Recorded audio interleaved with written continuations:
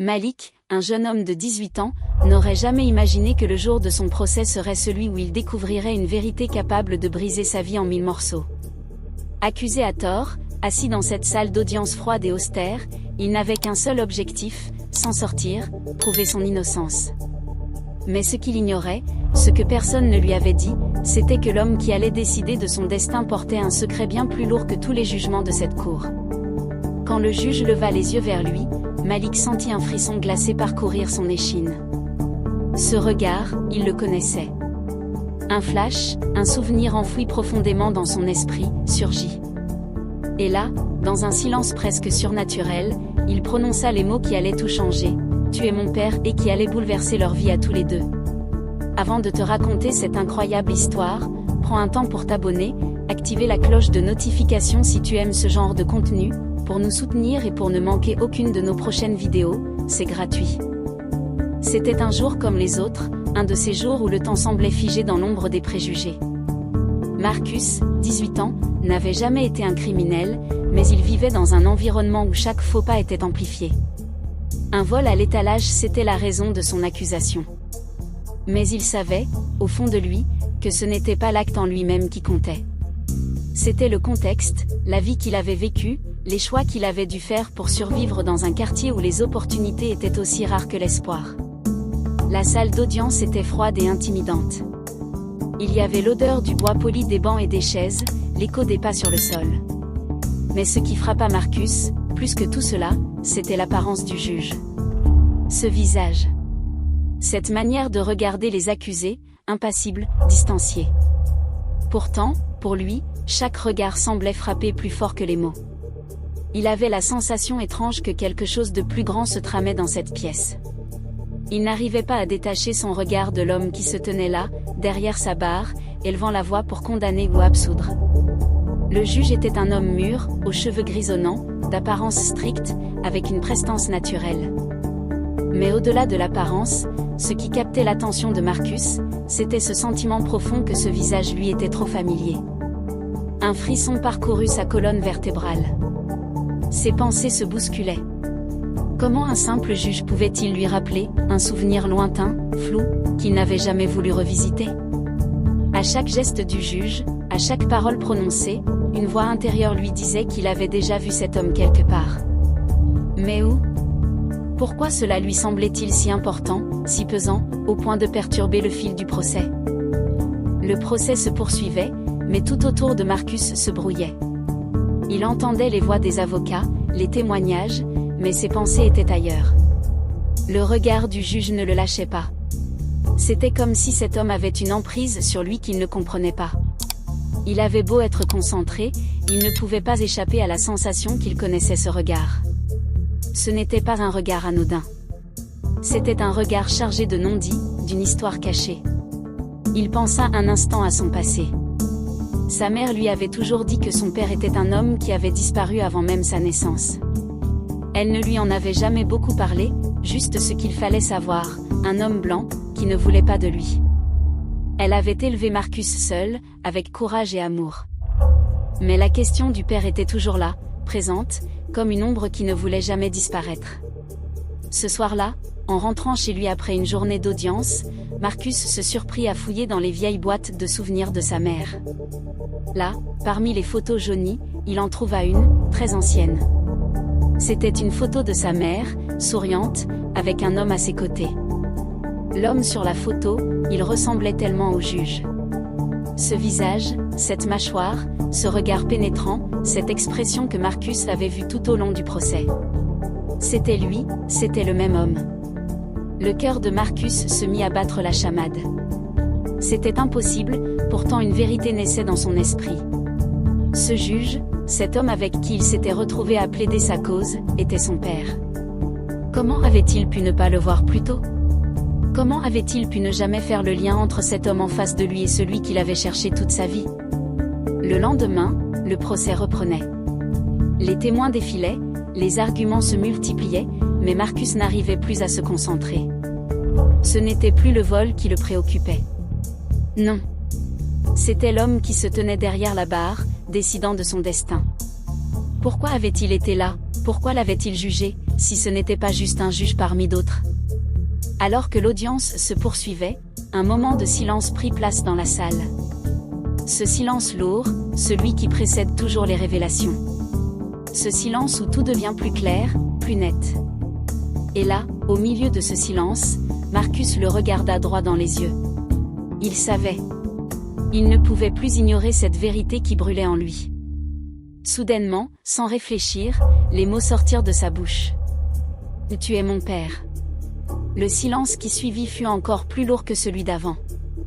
Le juge, celui qu'il n'avait jamais vu comme autre chose qu'un homme de loi, ne réagit pas immédiatement.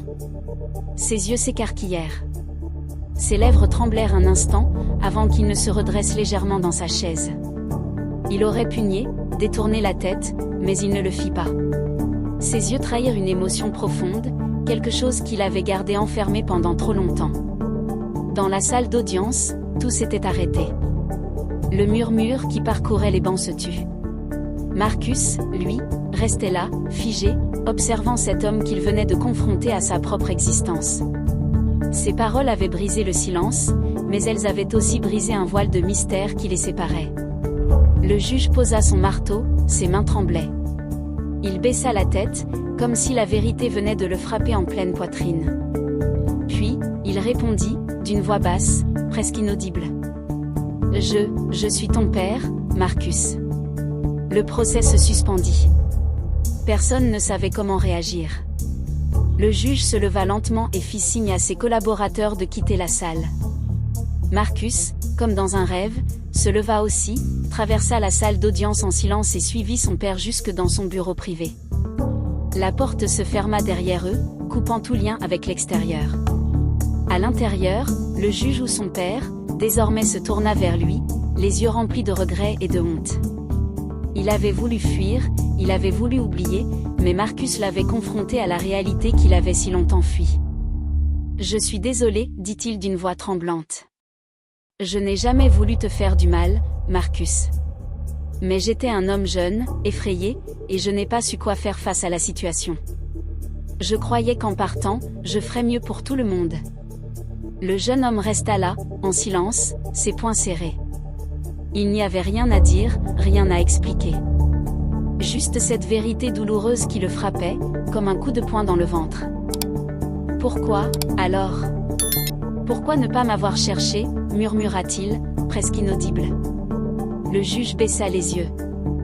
Parce que j'étais un lâche. Parce que je pensais que tu vivrais mieux sans moi.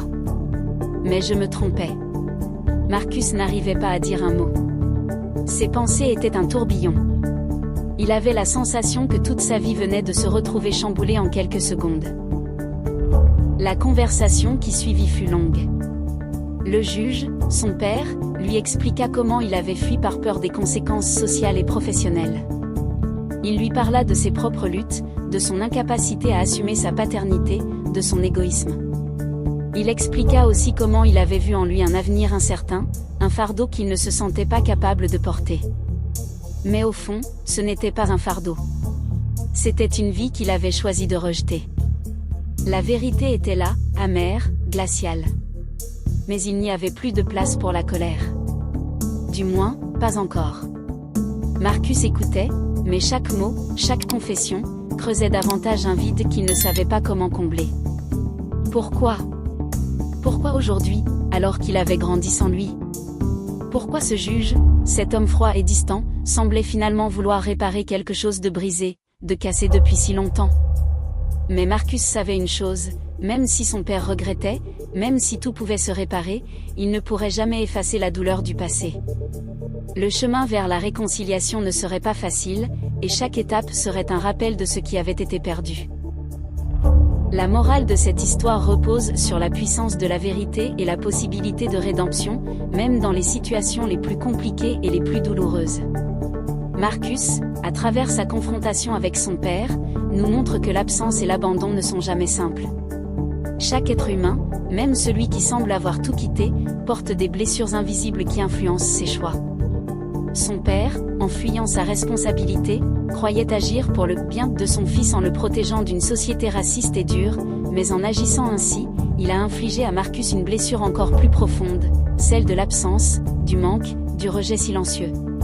Cette histoire nous apprend que fuir ses responsabilités, même avec de bonnes intentions, ne résout pas les problèmes mais en crée de nouveaux. La vérité, aussi difficile soit-elle à affronter, est le seul chemin vers la guérison. Lorsque Marcus découvre la vérité sur son père, c'est un choc, mais c'est aussi un moment de libération. Il n'est plus pris dans le doute ou le silence, il peut enfin comprendre, même si cela ne fait pas disparaître la douleur. La réconciliation, qu'elle soit personnelle ou familiale, n'est jamais facile et ne se fait pas sans effort. C'est un processus long et difficile, où l'on doit accepter les erreurs du passé tout en cherchant à se reconstruire. Mais cette histoire montre aussi que tout n'est pas figé, il est toujours possible de changer, d'apprendre et de réparer, même lorsqu'on a fait des erreurs qui semblent irréparables.